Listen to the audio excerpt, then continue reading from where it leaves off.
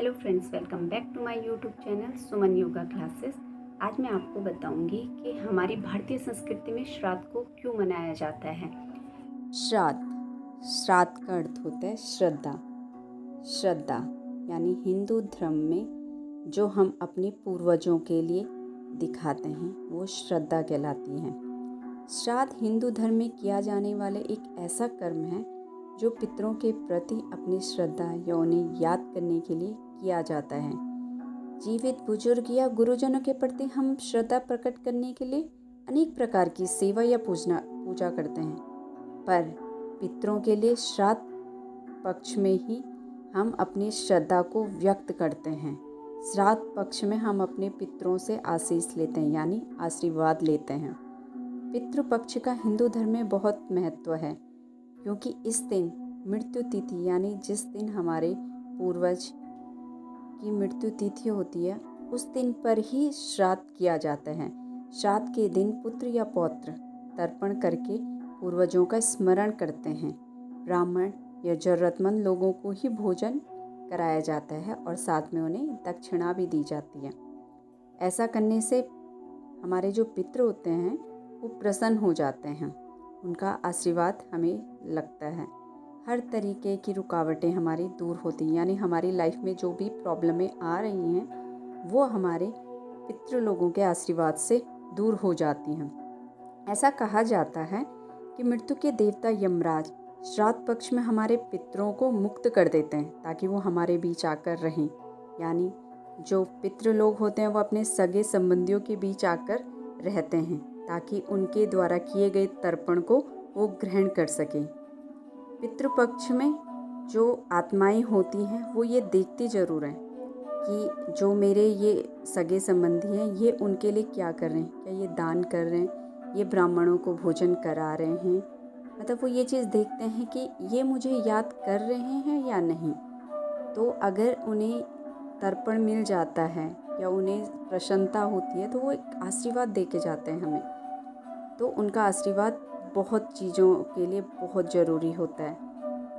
और अगर उन्हें किसी चीज़ से प्रसन्नता नहीं मिली तो वो कहा जाता है कहा जाता है कि अगर उन्हें प्रसन्नता नहीं मिली तो वो श्राप देकर भी चले जाते हैं। श्राद्ध पक्ष में कहा जाता है कि शुभ कार्य नहीं किया जाता है।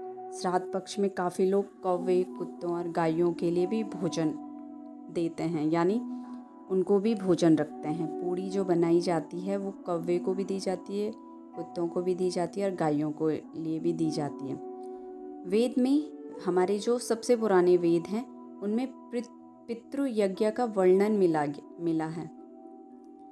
श्राद्ध की प्रशंसा तो मुगल बादशाह शाहजहां ने भी की थी। कैसे की थी?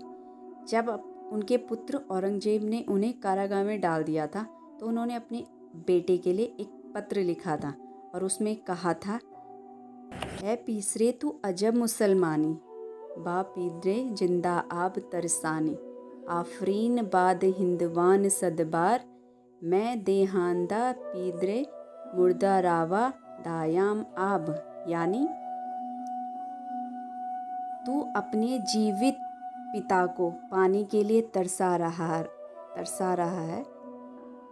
ऐसे प्रशंसनीय है वो हिंदू जो अपने पितरों यानी जिनकी मृत्यु हो चुकी है उनके लिए भी पानी और भोजन रखते हैं।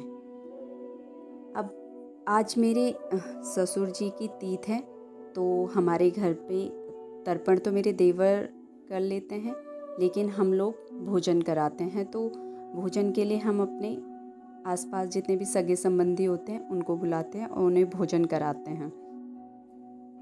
21 तारीख को मेरे पापा की तीथ थी तो उस टाइम मैंने जो भी राशन पानी लिया वो मैंने मंदिर में जाके दान किया है, क्योंकि तर्पण लड़का ही करता है तो मैं तर्पण कर नहीं सकती थी, इसलिए मैंने जो भी दान करना होता है वो मैंने मंदिर में कर दिया था। मेरी छोटी सिस्टर है वो तो ये वृद्धाश्रम वगैरह में जाके दान करती हैं। तो जिस जगह पे मैं रहती हूँ वहाँ पे तो ऐसा कुछ है नहीं, मतलब ऐसे आश्रम वगैरह है नहीं, तो मैं मंदिर में जाके दान कर देती हूँ। है कि योगा के 8 अंगों में जो 2 अंग हैं, यम और नियम। नियम में बताया गया है कि हमें अपनी आस्था को किस तरीके से जाहिर करनी चाहिए, हमारे नियम क्या होने चाहिए, हमारा ईश्वर के प्रति जो आस्था है वो किस तरह व्यक्त करनी चाहिए, या हमें अपने कर्मों को किस तरीके से करना चाहिए।